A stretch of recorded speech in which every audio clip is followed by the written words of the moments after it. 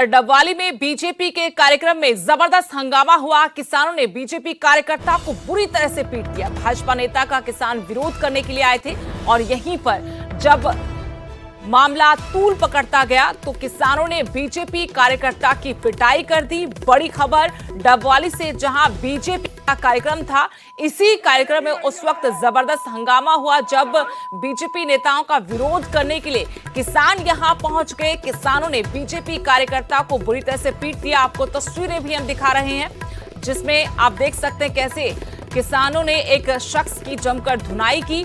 लगातार किसान 3 कृषि कानूनों को लेकर बीजेपी जेजेपी नेताओं का विरोध कर रहे हैं।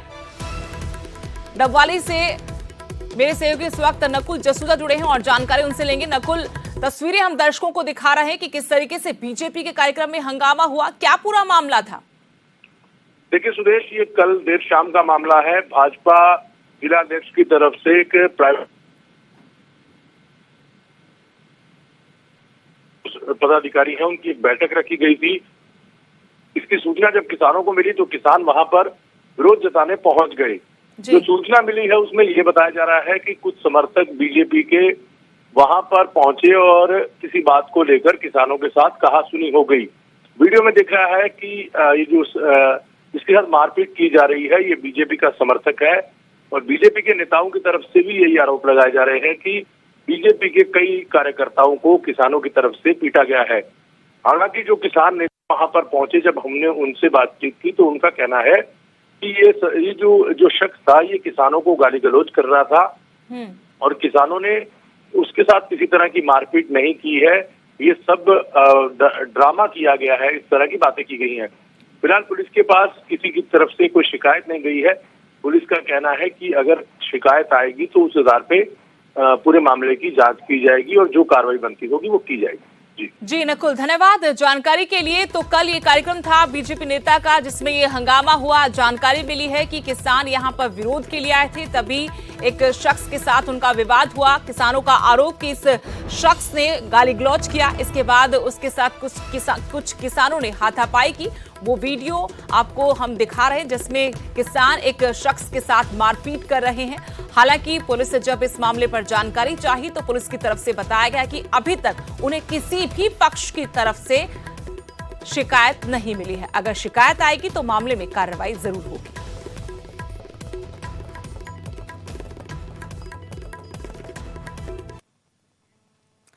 उधर पूर्व मुख्यमंत्री ओम प्रकाश चौटाला जेल से रिहा होते ही अब राजनीति में सक्रिय हो गए हैं।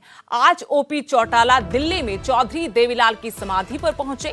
चुनाव लड़ने के सवाल पर उन्होंने कहा कि इसका फैसला चुनाव आयोग करेगा। ओम प्रकाश चौटाला हमारे साथ बात करने के लिए मौजूद हैं। देवीलाल की समाधि स्थल पर पहुंचे थे पुष्पांजलि अर्पित करने।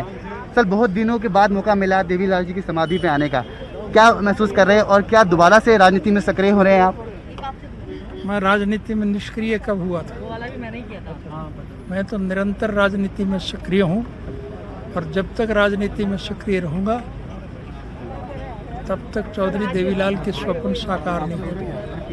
सर, कहा जा रहा है कि मुख्य भूमिका निभाएंगे आप, रोल मेकर के रूप में होंगे, क्योंकि चुनाव लड़ने पे काफ़ी सवाल उठाए जा रहे हैं कि अभी आप शायद चुनाव नहीं लड़ सकते। ये तो वक्त बताएगा, चुनाव आयोग फैसला करेगा कि मैं चुनाव लड़ सकूंगा या नहीं लड़ सकूंगा और मुझे चुनाव लड़ना है या नहीं लड़ना। सर, आपकी परिवार से निकली हुई पार्टी जेजेपी जो पोते आपके हैं, आपकी गोदी में खेले हैं, फिलहाल अभी गद्दी पर हैं, आपकी विचारधारा को लेके आए हैं। देश में किसान आंदोलन चल रहा है, आप क्या सोचते हैं? विचारधारा को कहीं ना कहीं अपमानित किया है क्योंकि किसान लगातार हरियाणा सरकार को दोषी ठहरा रहे हैं जिसमें जेजेपी भी गठबंधन है। कोई विरोध नहीं है। हम भारतवर्ष के हर नागरिक को साथ लेकर के चलना चाहेंगे ताकि राष्ट्र का भविष्य उज्जवल हो सके। जो निकाय चुनाव होने वाले हैं, अभी पंचायत चुनाव है, उपचुनाव है, क्या लगता है भूमिका निभाएंगे? क्योंकि एलनाबाद आप ही की सीट है। हम चाहे पंचायत के चुनाव हो, चाहे पंचायत समिति के हों, चाहे जिला परिषद के हों, चाहे असेंबली के हों, चाहे लोकसभा के हों, हम पार्टी के सिंबल पर चुनाव लड़ेंगे। एक आखिरी सवाल ओपी सर, काफ़ी लंबा समय आपने काटा, जो आप पे आरोप लगाए गए, आप उनको कैसे देखते हैं? क्या अभी भी आपको लगता है कि सब कुछ निराधार था, गलत हुआ? अब प्रत्यक्ष में प्रमाण की जरूरत नहीं है। अगर वो ठीक होते तो मुझे जेल में रिहा नहीं करना था। अब मैं आपके सामने खड़ा हूँ। आज मुझ पर कोई इल्ज़ाम जो लगाए गए थे वो सब गलत साबित हुए, इसलिए मुझे रिहा कर दिया। तो चुनाव लड़ेंगे? तो ये ओम प्रकाश चौटाला साफ तौर पर न्यूज़ 18 के साथ खास बातचीत कर रहे थे कि मौका मिलेगा तो चुनाव भी लड़ेंगे और उनके आने के बाद जो जनाधार इन लोग से दूर हो गया था वो कहीं ना कहीं वापस लौटेगा। तो बिल्कुल गौरतलब है कि ओम प्रकाश चौटाला के वापसी करने से हरियाणा की राजनीति गर्म हो गई है। कैपसन नागेंद्र के साथ मैं रवि मिश्रा, न्यूज़ 18 नई दिल्ली। अगली खबर धर्मशाला से, जहां 2022 चुनाव को लेकर कांग्रेस तैयारियों में लग गई है और यहां धर्मशाला पहुंचे हैं हिमाचल कांग्रेस प्रभारी राजीव शुक्ला। धर्मशाला के एक निजी होटल में बैठक चल रही है। बैठक में कांगड़ा के तमाम कांग्रेस के नेता मौजूद हैं। प्रभारी बनने के बाद पहली बार राजीव शुक्ला धर्मशाला पहुंचे हैं, बैठक ले रहे हैं जिसमें बड़े चेहरे कांग्रेस के शामिल हैं। आज 3 राउंड की बैठक होगी। राजीव शुक्ला इसकी अध्यक्षता कर रहे हैं।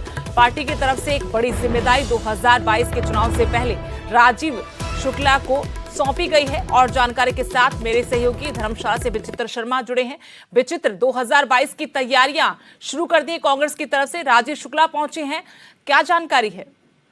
जी सुदेश, बिल्कुल आपने सही कहा है कि 2022 की जो तैयारियां हैं, विधानसभा चुनावों की जो तैयारियां हैं हिमाचल प्रदेश की, वो कहीं ना कहीं कांग्रेस जो है वो करने शुरू कर चुकी है। और हाँ, बड़ी बात हम ये कह सकते हैं कि उससे पहले जो सेमीफाइनल होने जा रहा है हिमाचल प्रदेश में, जिस तरह से अभी 3 उपचुनाव होने हैं, मंडी संसदीय क्षेत्र का होना है, यहाँ फतेहपुर का होना है, वहाँ पे जोपुर कोटखाई का होना है, तो वहां पर ये जो चुनाव होने हैं उसको मद्देनजर रखते हुए जो है अब कांग्रेस जो वो पीछे नहीं हटना चाहती है और वो तमाम चीजें जो इस टेन्योर में हुई है, जयराम सरकार के कार्यकाल के दौरान हुई है, उनको सबको मुद्दा बनाकर जो है अब इस तरह की वो बैठकें करने लगी हैं। और खास तौर पर यह है कि कांग्रेस के जो नेता जो अलग अलग मंचों पर एकजुट नहीं नजर आते हैं, उनको एकजुट करने के लिए विशेष तौर पर जो सियासी राजधानी है हिमाचल प्रदेश की कांगड़ा और खासतौर पर धर्मशाला, यहाँ एक निजी होटल में जो है वो ठहरे हुए हैं और ये बड़े स्तर की बैठक कही जा सकती है। 3 राउंड की बैठक होने जा रही है। सुबह से बैठक जो है वो चल रही है, 2 राउंड हो चुके हैं और शाम को जो है वो 3रा राउंड होने वाला है। जी शुक्रिया विचित्र तमाम जानकारी के लिए। तो 2022 चुनाव को लेकर कांग्रेस में हलचलें तेज हो गई हैं। कांग्रेस प्रभारी राजीव शुक्ला धर्मशाला पहुंचे हैं। नेटवर्क के 18 फेडरल बैंक संजीवनी वैन देश भर में कोरोना प्रभावित जिलों का दौरा कर रही है। वैक्सीन के बारे में लोगों को जानकारी दी जा रही है। आप भी इस पहल का समर्थन कर सकते हैं। फिलहाल नजर डालते हैं कि आज संजीवनी वैन कहां-कहां पहुंची।